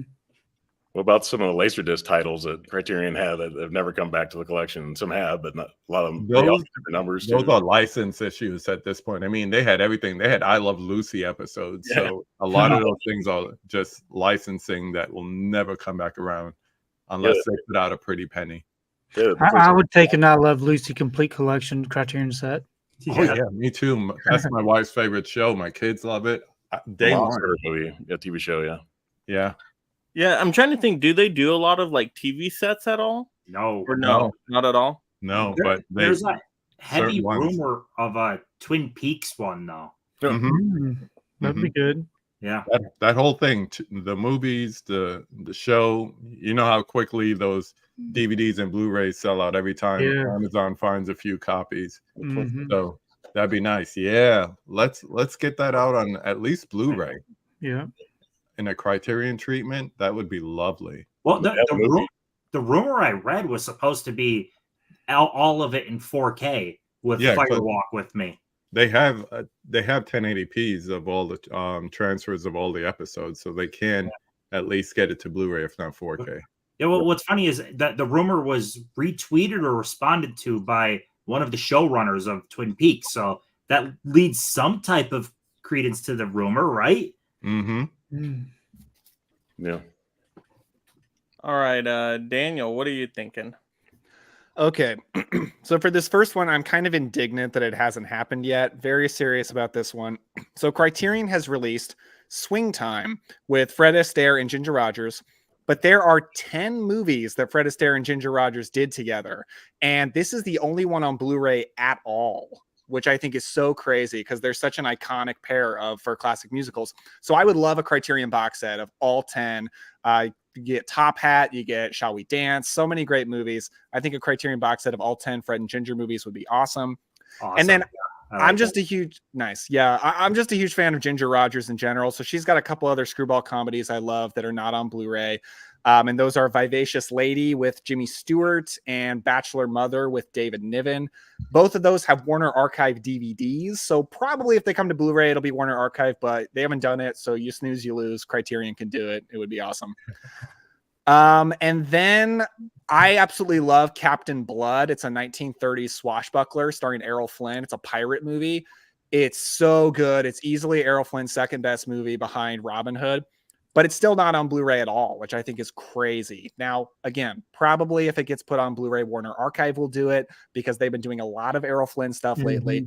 But they haven't done it yet, and Criterion would do a better job. And I think that's a movie that deserves like a lot of features and prestige because it's such a great adventure film. And then this last one, you guys might laugh at me for having the audacity to suggest that Criterion release a Shudder original movie. But Shudder put out this really great horror movie last year that I love called A Wounded Fawn, and no physical release whatsoever. And it's a great looking movie, but Shudder has the worst quality streaming. So I would love to see this looking great. And it's kind of weird and like trippy avant-garde in some ways, and ways that, you know, the pretentious folks at Criterion might dig. So I'm going to suggest that Criterion release their first Shudder original movie because I think that'd be cool. I like it. Oh, you got my ears perked up when you said Shudder original from last year. Oh, right on. I'm a Shudder membership myself, and you find so much independent horror that's so much different than what you get in theaters, and you get these directors that don't have any name or any money or any clout that are putting out great things. And I hadn't heard of A Wounded Fawn, but I'm definitely going to check it out. Yeah, seeing your kind of art house taste, I think you'd probably dig it. I was on there today watching When Evil Lurks. I really want to see that. I need to get to it. It's insane. I've heard it is. Yeah. It's insane. All right, Tim, what are you thinking? All right. So since this is pure fantasy, none of this isn't realistic. We badly need more Audrey Hepburn in the Criterion collection, like badly. So we have had no significantly good release of Breakfast at Tiffany's. Give me something better. Criterion would kill it. The Nun Story has never reached Blu-ray that I know. That's still DVD. Green Mansion is still DVD. So like there's stuff to work with her. I want more. I want Doris Day. Give me like Pillow Talk and a nice Criterion. Doris Day and Rock Hudson triple pack from Criterion. Oh, I That'd be like so that. Wow. I like that. I like that. Also, this is pure fantasy, but take the rights away from Kino and give me a version of this that also includes all 30 some movies that they took footage of to make this. It's like the ultimate Dead Men Don't Wear Plaid box set with like 35 movies. That's what I want right here. Make this happen, Criterion. I'm in. I like that. For anyone that hasn't seen it, this movie is freaking brilliant, by the way. Absolutely brilliant. Steve Barton. So I'll throw out one more. Since Fred Astaire was already mentioned, we only have a kind of not great Kino Lorber release for it. I want like something like this from Criterion. This is a damn great release, but it's only foreign. Give us a nice Criterion release. We talked about Failsafe before. Thematically very similar. This movie hits very hard. Like it's a very bleak movie. Fantastic performances. First ever dramatic role for Fred Astaire, and he's really good. And it's really it's soul crushing by the end of this movie. Fantastic. That's called On the Beach. Yes. I never Yeah, heard of there's- that. That looks so there's good. there's a not great Kino Lorber release. I would recommend getting this because it has not only the movie with special features, but a documentary inside on its own disc called Fallout. So to basically sum it up, it's there was a big nuclear war. Everyone that's alive is in Australia holding out while the last remaining nuclear winds carrying radiation are heading towards them. And it's inevitable. Death is inevitable. There's nothing they can do about it. It's coming towards them. It's a very bleak movie. And I love it. Doesn't take any like, oh, we're going to find a way to save the day type of. No, like this is a bleak movie, but fantastic performances. And look at that cast. Wow. Yeah. That's going on my watch list. That sounds Yeah. so good. I just put it on there. All right, Steve, what are you thinking? Well, Cinema Dave Media agree with me. We've talked about this multiple times, but The Goodbye Girl, it's one of my mom's favorite movies, with starring Richard Dreyfuss. He won an Oscar. The first Oscar for that movie, 1977, same years as Star Wars. You know, that movie I think has a Warner Archive release. I think Warner Archive. I don't know if they put any special features on those. I think it's just the movie itself. But I'd really love to see that. I keep talking about how. The last time I talked about how Terry Zwigoff has two movies in the collection. Crumb. Yes, I love Crumb. He also has Ghost World as well. World. But there's also another movie that's only been released. It's actually his first film. It was released on DVD, and it's called Louis Bluey. This one's one of the early experience, like 532 spine number. This one you can still get this on Criterion.com, just on DVD only. It's never been released on Blu-ray. But and you get it on Amazon too. You can still get it. You know, you also got Stanley Kubrick's Spartacus. That's still only available on DVD through Criterion. And obviously these two that were only released on Spine Number 75. I think Chasing Amy. That probably won't ever come back. And Monty Python's Life of Brian. Love Monty Python, that comedy troupe. And this one probably will never come back. I have this on Blu-ray as well. This is the one I talk about, how I got rid of this DVD at one time, just because I upgraded to Blu-ray, and then it bothered me for like 5 or 6 years, and then finally had to buy it again used. So you can find these two anywhere really for a really low price at any used bookstore. You can find them. So but yeah, Terry Swigoff. I think that's kind of amazing that you can still buy DVDs only through Criterion, and that I guess they don't have the rights to release it on, or maybe they don't have the new film print to be able to upgrade it to Blu-ray or something. It's kind of strange that they would still sell DVDs without upgrading them to the higher format. Not that there's anything wrong with DVDs. I mean, I know a lot of people that buy it. Well, Yeah. they do some cool stuff with just DVD also. This set is cool as hell. It's 50s monster movies and stuff, sci-fi. Right. That's only DVD. Yeah. What usually happens is they get the license for a DVD release, and then when people want to put out their own version, they're not putting out a DVD version. They're trying to get the original camera negative to remaster it for Blu-ray or 4K. So it's like, oh, you have the DVD license? Go ahead. You can keep it. And they're just reprinting it as needed. It's almost like a disc on demand. Yeah. Right. Like a MOD or something. But yeah, nobody's really going back to try to take the DVD license away from Criterion. So they're producing it, but they're only selling it on the website. You're not going to really see it brand new in stores. Right. Yeah. There's a channel called Kyle's Movie Room. I don't know if anyone's ever seen that channel, but he's got like he's got a whole section of Criterions, and he buys DVDs. And I think I'm going to be doing a live stream with him later on this month. Cool. He's got this. Have you ever seen? He's got his basement. It's full of movies, and he's got a good channel. He does a lot of haul videos and kind of stuff. But he's on a mission right now, and I think I'd love to see it. I think he's gonna bless you. He's gonna try to buy every Criterion. I think he's going to do it. There's some people that's a lot of movies right there. Yeah. Elliot Cohen in the UK, and obviously Dice K.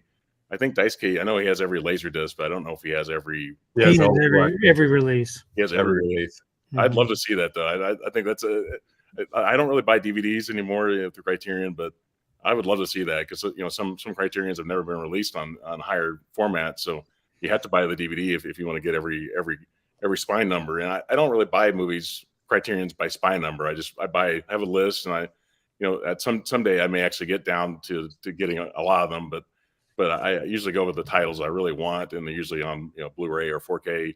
But I would love to see that though, just to see someone's full collection of 1,200 titles. I'd love to see that someday. So anybody that wants to do that, I respect it. If you're a true collector, if you get every spine number, I'd love to see it though. Anybody has that, let me know. And I'd love to check your video out if you have that in your house. And so, he has an old video when he was still in Japan with his maid closet, and he has everything in there. Has a laser disc on the floor. So, but if you go back and watch one of his older videos before he moved to the States, right, you can see his closet and you can see the entire collection. It's beautiful. Okay. I've seen his laser disc. There's like 300 titles or so of laser discs. He's got every one, and there's different variations on some of the same movies. But I don't know about it. So he has every DVD or every Blu-ray and 4K as well. Because he lives in Japan. That's not easy to get those movies shipped overseas like that. I mean, he was in Japan. He's in LA for now, and then he's headed back. But like Elliot Cohen, I think he's got family members that and there's also in the UK there's like a website where you can buy really cheap. They get a lot of the Criterion titles in, and you can buy it through them for a low price without paying the shipping. So he gets his. He told me he has over 500 titles. He might be like 600, 700 now. But Elliot Cohen, he's got a great channel too. Ken Middle Media actually did a interview with him not too long ago, like a month ago or two. And he's a really nice guy, and he's got he'll talk to you and tell you about all of his Criterions. He's got like a video. It's like almost 2 hours long where he talks about every Criterion release he has. So that's all I had though. Thanks, guys. All right, Tony, what are you thinking? Okay, first one I would like to see is a movie called Crimes of the Heart with Diane Keaton, Jessica Lange, Sissy Spacek, Tess Harper. It's a really good film that I used to enjoy watching in my younger years. And then there's one called I'm trying to remember what's it called. It's Crimes of the Heart, and then there was another one. Man, it escaped me. I should have wrote it down. But the other ones I was thinking of that's just off the wall would be Driving Miss Daisy. I would love to see that get a Criterion release. Mhm. Cocoon. I would love to see Cocoon get some kind of release. I don't care Criterion or not, but I want to see Cocoon on Blu-ray. And then, of course, The Rock and Armageddon, like we showed earlier. Yeah. For a Disney film, I would love to see Coco get a Criterion release. I love Coco. I think I think it would look beautiful. And then one that's a favorite of our family, and that's Napoleon Dynamite. I would like to see that get a Criterion release. You got no shot at that one. Yeah. You can come with a vote for Pedro T-shirt in the case. Yeah. Exactly. Vote for Pedro. Yeah, there you go. Just popped Exactly. in not too long ago. Yeah, Napoleon Dynamite. A lot of quotable lines in this movie for sure. Yeah. Last month, I saw that at one of our local places that the actual cast they tore around to show the movie. They did. So Yeah. I got to see it with the cast, and they did a Q&A afterward and played games and stuff. That was a lot of fun, man. That was so cool. Did you see Uncle Rico? Was he there? Yeah, he was there. Yep. It was so fun. They put the what's that game with the ball where you hit it? I can't think what it's called. Ping pong? Yeah. Paddle ball? No, the one on the string. They played it. He played it in the movie several times. But that was on stage. They had a couch and they had some tater tots and a little. Yeah, it was. Did they have Tina? Was Tina there? There was no Tina. No Tina. Tetherball. Tetherball. Yes, tetherball. Yes, that's it. John Heder ended up playing tetherball with the little kid, and it was cool. It was a lot of fun. All right, Vin, what are you thinking?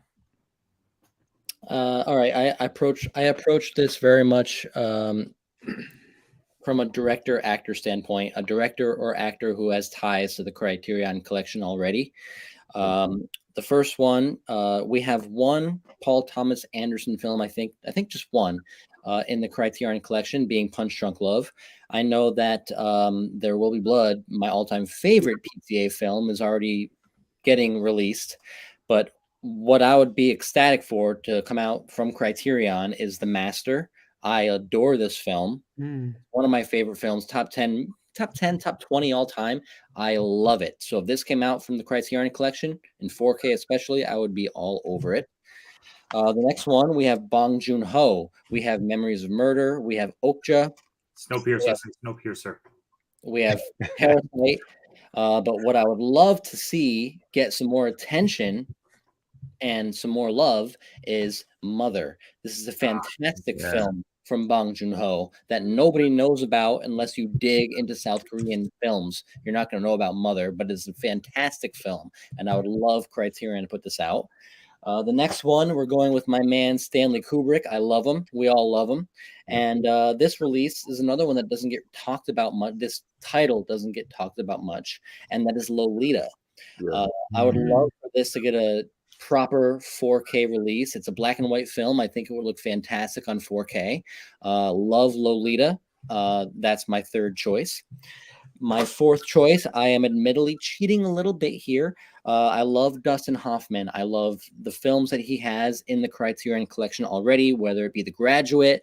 I absolutely love Midnight Cowboy. I think it's fantastic. There's a couple others I'm not thinking about right now on point, but two Dustin Hoffman films I would love to see come to Criterion are two fairly recent watches. Kramer versus Kramer. Oh, yes. Goddamn perfect film. I love this film. And the other one that I think is absolutely fantastic from Dustin Hoffman that nobody talks about from the 1970s is Straight Time. If you want to see him robbing stores and just being nefarious in all ways, this is a fantastic film. And my fifth one is going to go back to the director. I don't have something to pull on hand to show, but it's Ruben Östlund, the director from Triangle of Sadness. I know, Tim, you got a fantastic looking box set from Orbit, maybe? Yeah, I bought it from Orbit. But You're on I've the set. seen a few of his films, and he's a Swedish director, and I think he's absolutely fantastic. I love the way he tells stories. I love the way he constructs stories. I love the social elements he puts into stories with Triangle Sadness, with The Square, and with Force Majeure, which I thought was fantastic. So I think for my fifth choice, anything by that director, let's get that in the Criterion Collection along with Triangle of Sadness. I love that director. So, yeah, those are my 5 director or actor based films. Yeah, and Tootsie's another one. Fantastic. Yeah. And Straw Straw Dogs. Dogs. Straw Yeah. Dogs, yeah, Straw Dogs. That's a dark movie.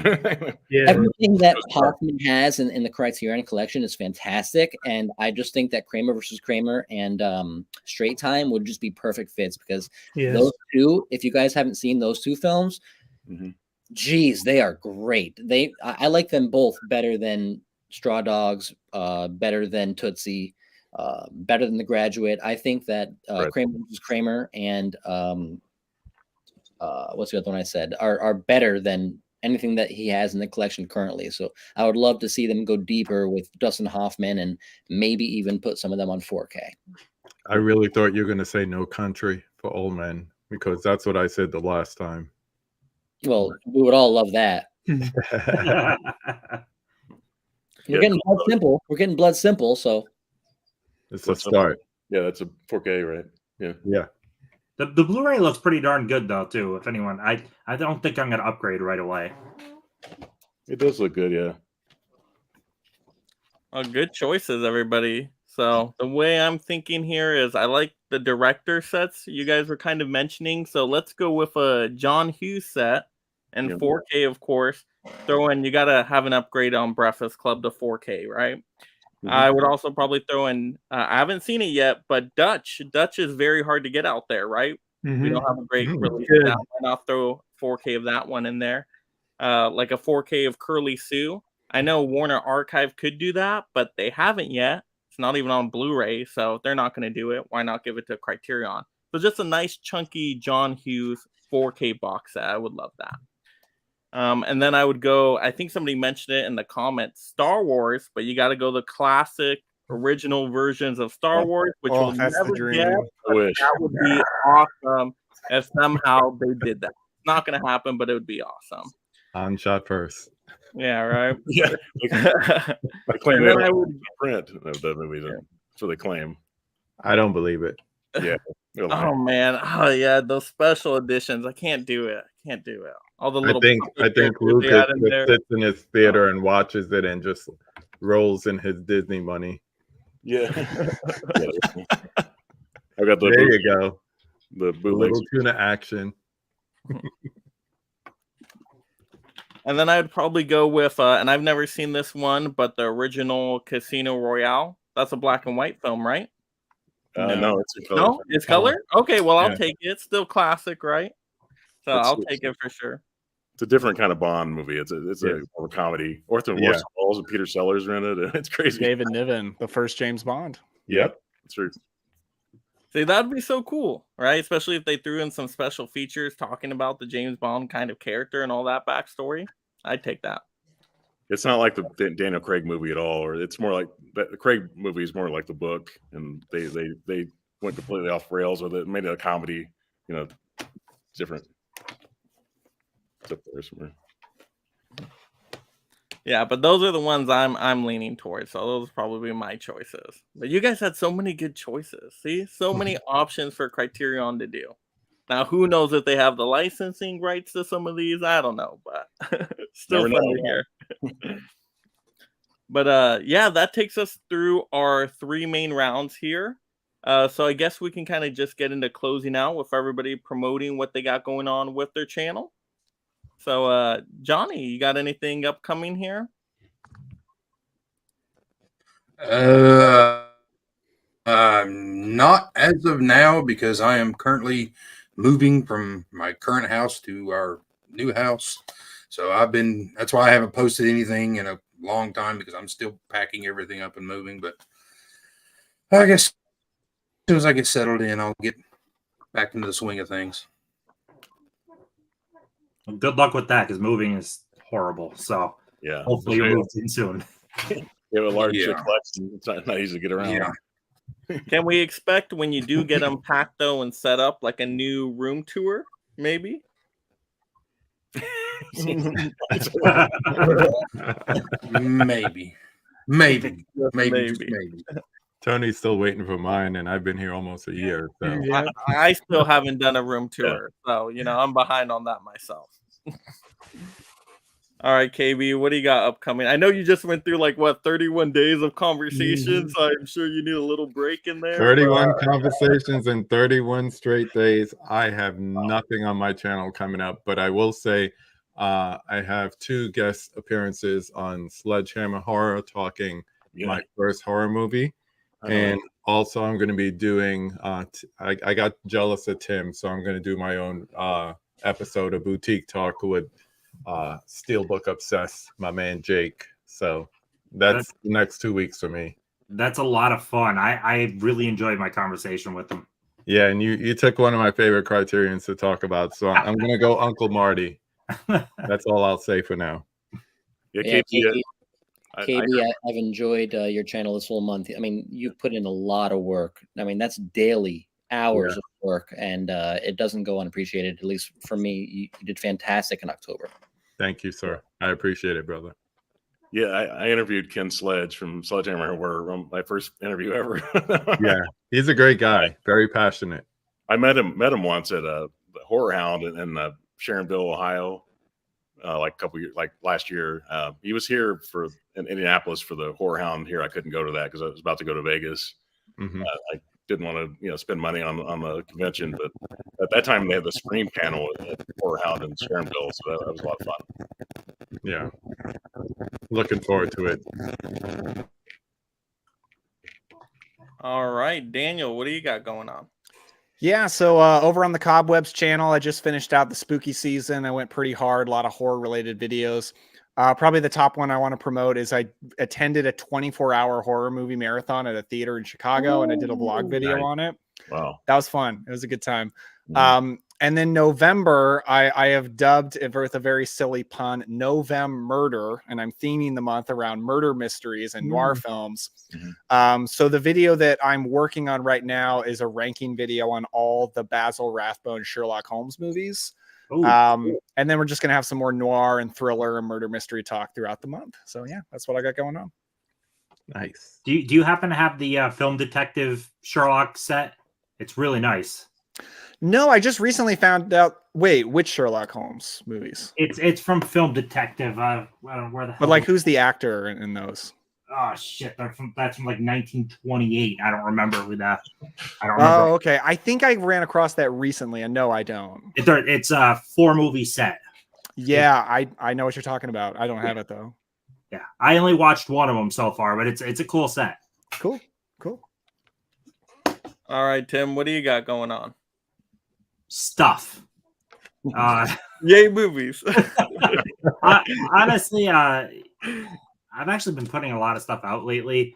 I'm probably going to end up having, I don't know, if it could be 5-6 videos a week. To be honest, I have a bunch of stuff built up right now and more stuff to film. So just stuff. Yeah. Leave some noir mystery to it, Keep us in suspense. It's a little tease for us. Yeah, just stuff. All right, Steve, what do you got going on? Well, obviously, a lot of us thought that the Barnes & Noble sale was going to be this weekend. Now, apparently, it's going to be on Monday. So I'll definitely do like a video just talking about what I'd like to pick up from Barnes & Noble. Probably some other movie titles I didn't show today. But I do like ranking videos. I love doing those. I'm on Letterboxd and on Instagram as Excelsior Movie Reviews. My name is Steve again. So, but yeah, I enjoy doing YouTube videos. I try to do at least one video a week. Some people do, like Mike does a video every day. I can't do that. It's getting too old for that, I think. But I feel old now. It's good to you. It aged me like 10 years. Yeah. So yeah, check me out on those platforms, and I'd love to hear from people and comment on my videos. I love interacting with people. So, and then I do digital code giveaways too. That's a lot of fun. I try to do like once a month, do like spin a wheel and have names on it, and and name a winner, just digital code giveaway kind of thing. So, yeah, love that. All right, Tony, what do we got going on? Yep, I'm still got my video every day going on for the past few years. It's just a quick, short, 3-minute video mostly. But we do have our mid-level media roundtable coming up on Tuesday. Thank 2 you. months worth of pickups, September and October. So I'm looking Good forward luck. to getting that behind me so that I can put all those movies away. There's stacks and stacks and stacks. But other than that, just the basic stuff. I'll also be on that. I forgot. Yeah. And Vin. Yeah, since last summer, my channel's kind of been like a barren, desolate wasteland of negligence. But I'm hoping, I'm hoping at the end of the month things are going to slow down a little bit for me personally. I'm kind of busy through the fall months. Fall is kind of hectic, so hopefully at the end of November I'm going to get back on and be more regular. But that's why I appreciate Mike, you inviting me tonight and just kind of keeping me in the game in a sense while my channel's kind of in a lull. So tonight was a lot of fun. Yeah, follow Vin on Instagram. We talk to Vin all the time on Instagram. I'm busy on Instagram. Yeah, I'm not shooting videos anymore. Right. Yep. All right, and then just to shout out a few people that joined here in the comments. I know I didn't get to all the comments tonight, but we had Movie Hunter join in.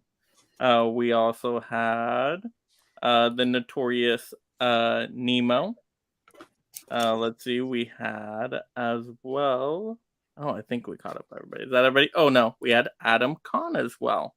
So that's great. We had Collector Movie Man. Oh my goodness, we had such a great audience tonight. So thank you, audience, for being here, joining into the conversation.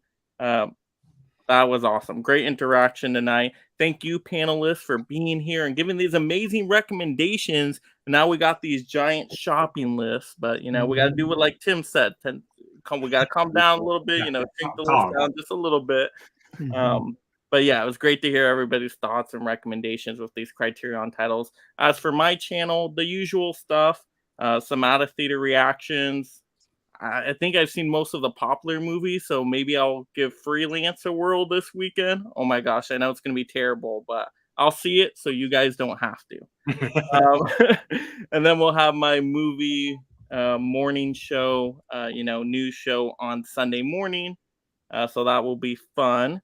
And then, yeah, just a video a day, or at least striving to. Fall's pretty busy for me too, so I'm trying to stay with it. But yeah, that's it for my channel. So yeah, everybody's links are in the description below, audience. So once again, if you have not yet gone to their channel, check out their channels. All great content. Hit that subscribe, hit that notification bell, and more importantly, watch the content because the content is so great and you get something different from everybody's channel here. So yeah, great variety here. But yeah, thanks for being here, everybody, and have a great night out there. And now go shop for some Criterions on Monday, I guess. Yeah. Go watch